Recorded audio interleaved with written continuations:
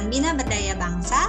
Pada hari ini kita masih membahas seputar topik emosi anak dan kita kembali bersama dengan narasumber kita, Ibu Mevang, hari ini yang akan berbagi tentang bagaimana cara untuk menghadapi emosi anak. Khususnya pada hari ini topiknya adalah ketika anak menginginkan kontrol. Nah, ketika anak menginginkan kontrol ini biasanya yang kita hadapi, yang bisa kita lihat adalah anak sulit untuk diatur gitu ya. Ketika kita minta untuk melakukan sesuatu seperti mengerjakan tugas atau mandi atau berhenti bermain, mereka seringkali sulit untuk taat. Nah, sebenarnya kira-kira apa ya penyebabnya atau kondisi yang membuat hal-hal ini terjadi? Boleh dibagikan bersama dengan kami, Bu Mevang. Iya, halo semua. Saya coba sharing dari apa yang saya alami dan juga dari apa yang saya pernah baca. Saya akan coba sharingkan. Jadi anak-anak rata-rata sulit gitu ya untuk bisa taat gitu ya, apalagi juga ketika orang tua bekerja, mungkin juga kontrol dari orang tua juga tidak terlalu banyak gitu ya, dan itu mungkin menyebabkan anak-anak menjadi sulit diatur, menjadi semaunya gitu ya, dan sebenarnya ada dua gitu ya, ada dua tipe orang tua gitu. Jadi yang pertama yang sangat protektif gitu, yang anaknya selalu dijaga dan dikontrol gitu. Dan yang kedua, ekstrim yang satu lagi adalah justru orang tua yang cuek gitu, yang membiarkan anaknya, yang tidak mengontrol anaknya, ya karena mungkin ada kesibukan pekerjaan dan sebagainya gitu ya. Dan biasanya anak-anak yang tipe orang tua, pengasuhan orang tuanya yang tidak terlalu mengontrol, yang lebih cuek, nah itu biasanya anak-anaknya menjadi sulit diatur dan semaunya tadi itu gitu, dan bahkan yang lebih parah gitu ya, bisa membahayakan juga untuk keselamatan anak tersebut gitu. Oke. Jadi memang ada awalnya memang ada beberapa situasi yang terjadi di rumah yang menyebabkan anak-anak ini menjadi cenderung untuk tidak mau menurut gitu ya. Nah, mungkin kita membahas untuk yang ini dulu ya. Mungkin ada beberapa penyebab dari mana anak sulit dikontrol. Nah, kita akan membahas faktor yang bisa orang tua lakukan. Ya, kira-kira apa yang bisa orang tua lakukan supaya untuk menghadapi anak-anak yang memang cenderung lebih bebas ini? Oke, jadi sebenarnya pada dasarnya kan memang kita harus dalam pola pengasuhan kita harus seimbang ya. Jadi tidak cuek tapi juga tidak terlalu mengekang anak, dalam arti semuanya kita kontrol gitu ya, sangat protektif, itu pun juga tidak baik gitu. Nah, jadi memang bagaimana nih caranya supaya kita bisa seimbang gitu. Ada saatnya kita mungkin membiarkan anak mengerjakan apa yang sedang dia lakukan sendiri gitu, tapi juga ada saat di mana kita harus mengontrol dan turun tangan gitu. Nah, kalau yang saya selama ini juga jalankan kepada anak-anak adalah yang pertama saya membuat pagar.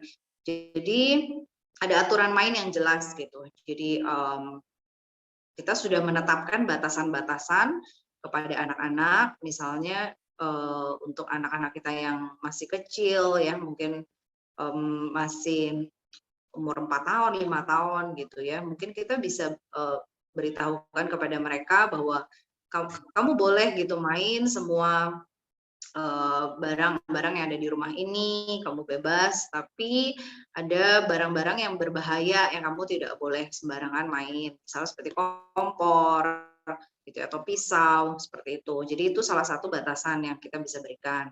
Kemudian juga misalnya untuk anak-anak juga kamu boleh nih main keluar rumah, tapi tidak boleh sampai ke jalan raya, atau kamu tidak boleh ikut dengan orang yang tidak dikenal gitu, apapun alasannya.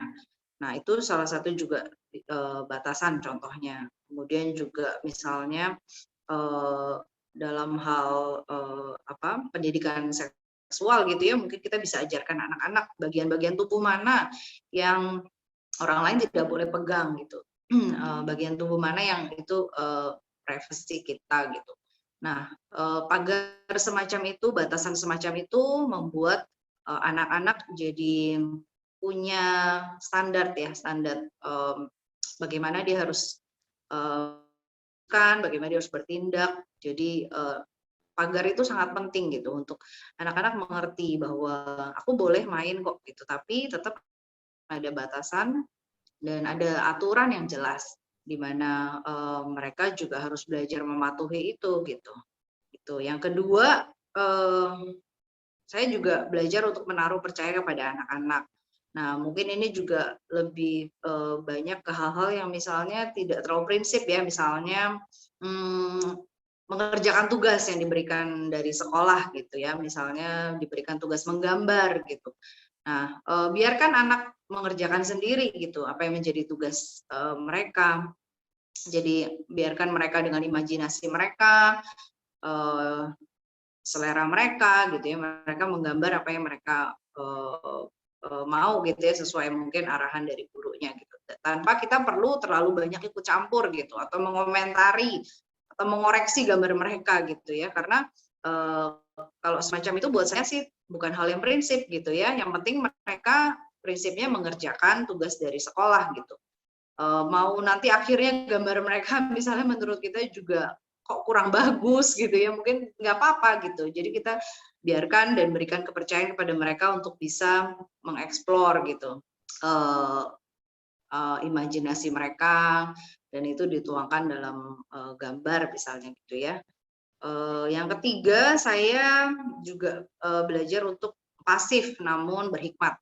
Jadi maksudnya adalah kita sebagai mama, sebagai orang tua biasanya banyak kekhawatiran juga gitu ya.